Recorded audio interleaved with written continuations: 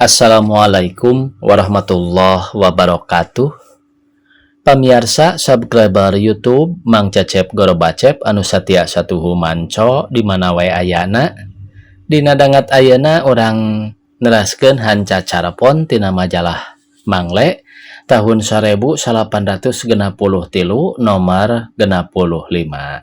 Carpon anu baris kapidangkeun dina dangat ayeuna judulna nyaeta Anak yasana Ibu Rapiah. Sumangga supados teu nyangkolong ting kana waktos wilujeng ngadangukeun.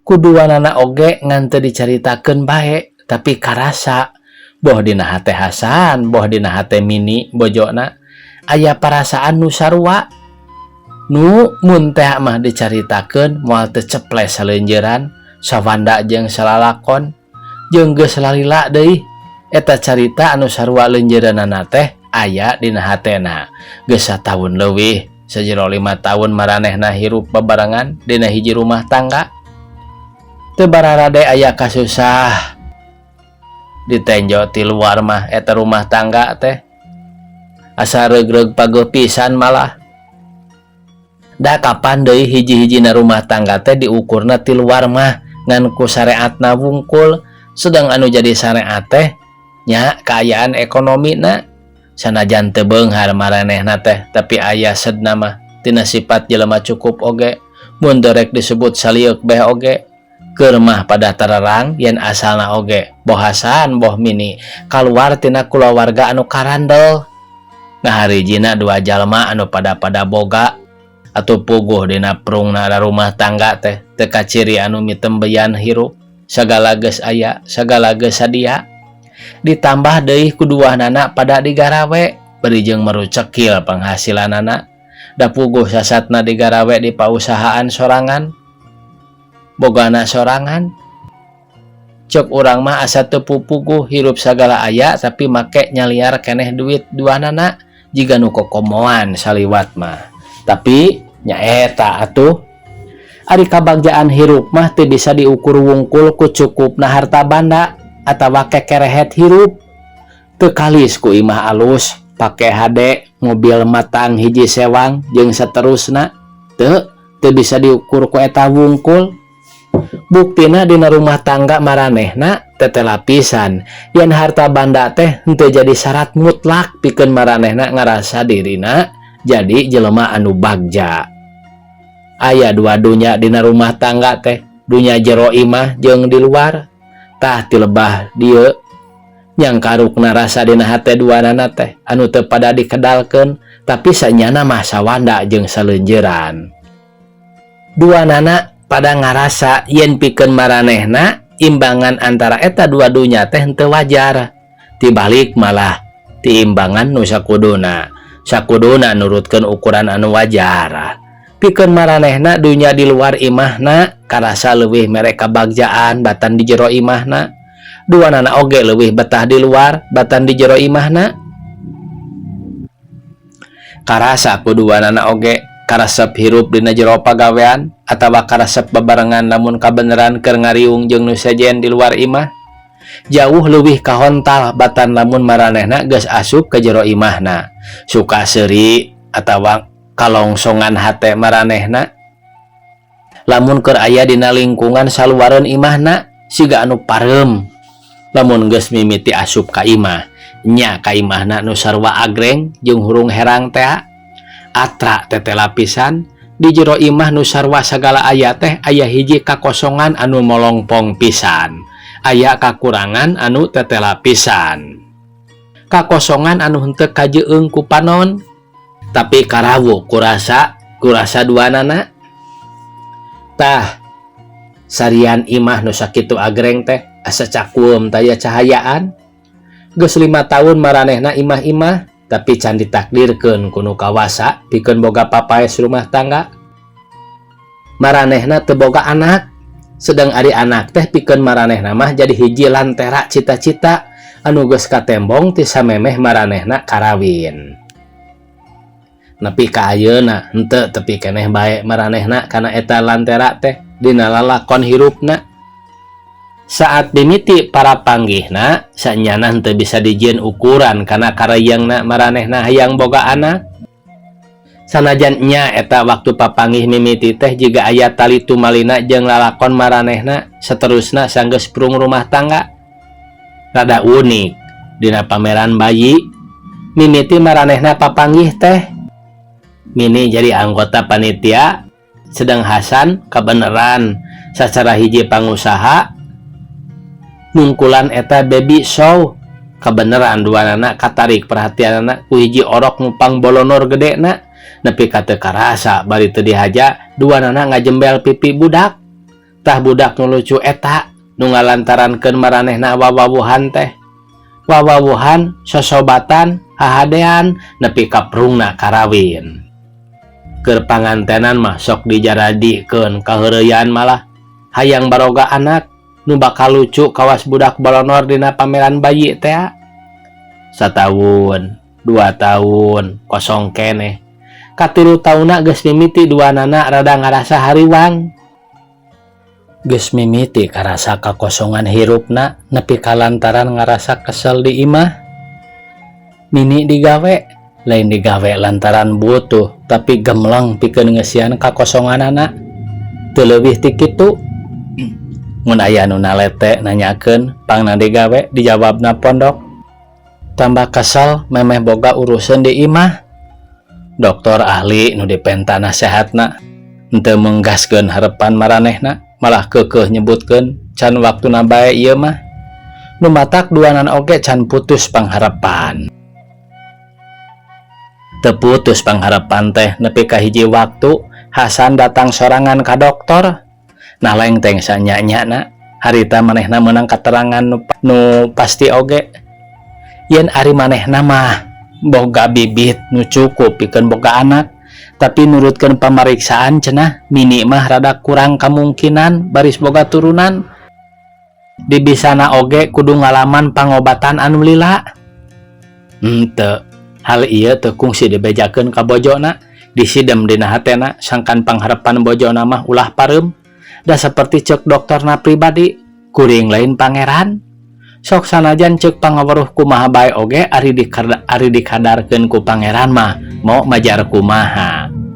Ieu takdir pangeran ieu anu jadi andalan manehna teh nu matak sagala tarekah papatah ti saha bae disorang sugan jadi marga lantaran kana tumibana takdir pangeran seperti cek dokter teh dalah pabidahan pisan kumanehna disorang seperti mementa kanu sanyana mah moal wasaeun mere. Dina nincak tahun kagenap geus mimiti soal kakosongan ieu teh kumaranehna dijadikeun pokok babadabian anu antukna nepi kana hiji putusan rek mulung anak tapi hayang nu orok keneh sarta mutlak moal aya nu ngaganggu gugat di akhirna salian ti lantaran kayeungna hayang aya simpai nu meungkeut kaluginaan rumah tangga teh deuih lantaran percaya yen mulung anak teh sok jadi hiji eupan kana brolna budak nu gumelar tina getih sorangan. Hiji peuting duaan galuntreng bawa carita pikabungaheun cek Hasan boga pagawe di kantor maot ninggalkeun bojo keur kakandungan 8 bulan cenah geus janji jeung randana yen lamun brol orok teh rek dibikeun ka manehna kalawan mutlak puguh bae beja nu sakitu matak bungahna teh kontan mere pangaruh kana rumah tanggana siga nu keur kakandungan 8 bulan bae. Ti sanggeus ngobrol peuting eta Mini ngadekul barang jieun keperluan orok teu lila geus sadia tempat tidur leutikna malah kulambuna tilek bodas ngeplak sapasang jeung lomari katut mejana ti semet popok nepi ka pakaian orok geus lengkap pinuh salomari ngahaja malah nyieun kamar orok lengkap jeung perabot serta kaulinan budak nu bakal bisa dipake nepi ka budak umur 6 tahun. Cindakna orok nu dijanjikeun teh baris dibagiakeun ku suasana sagala aya moal eleh lengkap jigana najan ku pangeran Monaco basa rek ngabagiakeun putra cikal ti putri Grace oge katut kangaran ge disadiakeun. Ieu mun awewe, ieu mun lalaki. nya teu nyalahan. Heuleut 2 minggu ti sabarang nyaritakeun beja pikabungaheun teh orok teh datang di barengan ku beja cenah indungna maot sapoe tas ngalahirkeun. Bari lain dina harti atoh pedah indungna maot. Sanyana pahatulalisna eta budak nambahan karegeregan mini yen eta budak lalaki teh moal aya nu ngaganggu gugat di akhirna. Budak bolonor badag ti barang gubrag, lucu ti barang beureum keneh. Duka diciptakeunana bae, duka kumaha nganurutkeun indung bapana sarimbag pisan jeung orok nu bareto ngalantarankeun maranehna wawuh teh. Ceuk Mini budak teh manis ngalaka indungna.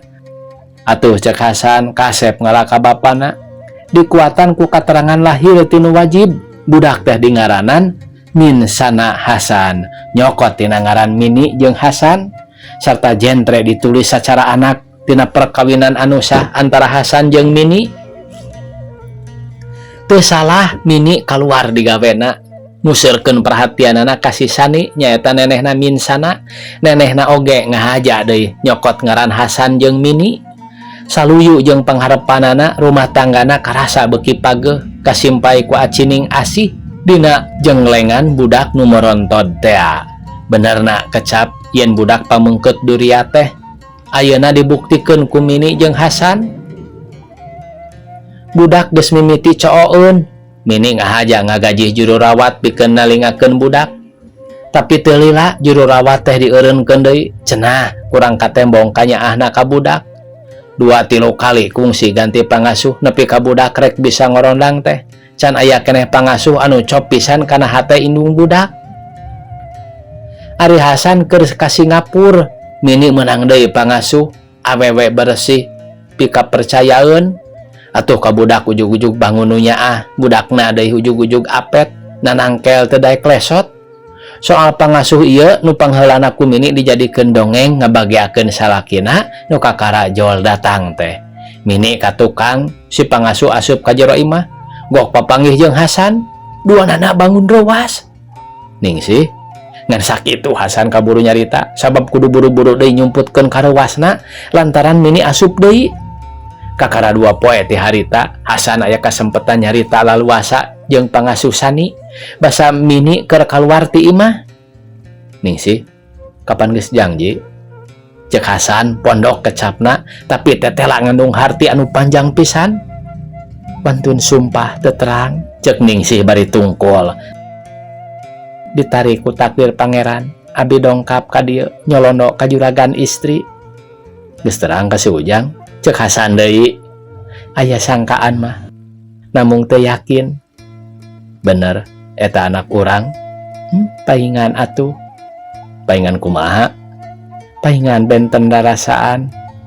Kumaha ayeuna? Ceuk Hasan semu ngadesek. Nyanggakeun mung naon? Mung abdi ulah diusir. Kapan geus janji ning? Janji eta mah tetep taya robihna. Kumaha maksudna teh? Ceuk Hasan. Demi Allah moal dugi ka betus abdi nyaah ka budak, nyaah ka juragan sarta parantos tamplok ka nyaah ka juragan istri sing percanten. Moal dugi ka ngabarubahkeun rumah tangga juragan. Sok asal abdi di widian tetep caket pun putra juragan. Eta ringkas nama obrolan Hasan jeung pangasuh Sani teh. Oh jadi eta teh pangintennya tiasa we ekolanya pamirsa di pamengget ya. Nya panginten da kumaha ari hoyong gaduh putra ti sebelah pihak teu tiasa mah panginten sagala tarekah sigana teh nya. Mangga urang teraskeun deui. Eta ringkasna mah obrolan Hasan jeung pangasuh Sani teh. Kungsi eta oge Hasan teh ngasongkeun tawaran ka Ningsih dina bangunan banda pikeun hirup jauh ti Sani. Tapi ceurik-ceurik Ningsih menta sangkan ulah diusir ti imah eta. Bari sanduk-sanduk janji yen baris kukuh nya ka rahasia. Yen Sani teh getih manehna pribadi, anak manehna pribadi anu dibapaan ku Hasan. Teteh lah jalma lempeng bener Ningsih teh. Buktina rahasia teh teu mantra-mantra kana betus. Mini hirupna bagja kitu deui Ningsih. Ngan Hasan pribadi nu salawasna asa diudag-udag ku bahla teh. Hirupna di imah bangun teu gamblang jongjon, sakapung sok timbul maksud pikeun terus terang balaka ka Mini. Tapi lamun kitu manehna didongsok ku kasieun mini baris ruksak hirupna nu sakitu keur bagjana teh remen sabil hatena antara rek tetap rarasiahan jeung balaka ka bojona. Akhirna Hasan menang katangtuan ulah balaka tapi ningsih kudu eueuh ti imahna dina harti di jurung indit eta mustahil. Kusabab eta hiji-hijina jalan ningsih kudu eueuh dina harti eueuh sanyana. Ningsih kudu eueuh ti dunya, ningsih kudu maot. Setan dilebah dieu ngabang baluhan ieu putusan nu kaluar tina hate Hasan. Nu jadi soal pikeun Hasan ayeuna, kumaha carana sangkan ningsih anu teu tuah teu dosa teh sirna ti dunya, tandasna kumaha maehanana. Tapi najan geus gamblang pisan patekadan Hasan kitu, manehna ditangtayungan keneh ku nu kawasa. Buktina sora sehat masih keneh sok merangan sora setan dina hatena. Nepi katimbul pacekcokan dina hatena antara sora nu dibantu ku setan jeung sora sehat tina batina. Tama cenah ieu pamiarsa. Dugi ka dieu cenah ieu dongeng non caraponna teh ieu ti redaksi cenah ieu teh aya 4 poin pamiarsanya. Hiji, bisi nyiepkeun lahan ieu carita urang Tunda dugi ka dieu. 2, rek balaka pangarang nada pituduh ti para mitra kedah kumaha ieu carita ditamatkeunana atanapi mun nu maos jadi pangarang bakal kumaha leunjeuranana namatkeun ieu carita, kumahakeun pun Hasan teh atanapi pun mini teh atanapi pun ningsih teh atanapi pun sani teh. 3, carios-carios kenging nu maos nu bakal jadi tamatna ieu carita ku pangasuh mangle baris dimuat dina nomor nu bakal dongkap diruntuykeun upami aya sababaraha urang nu nuduhkeun ka pangarang. 4, eta carios-carios kenging para mitra teh baris dipasrahkeun ka para mitra deui pikeun dipilih mana anu pangsaena. Kirang merenah upami disebat bade dihadiahan mah mung insyaallah nu ku para mitra dianggap pangsaena baris dipasihan panggentosan kertas sareng prangko panglumayana.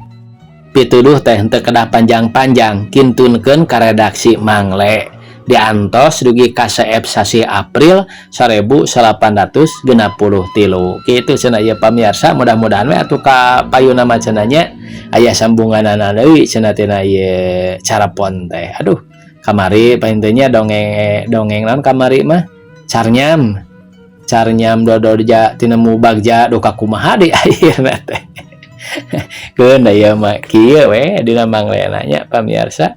Sakitu anu tiasa kapihatur. Wassalamualaikum warahmatullahi wabarakatuh.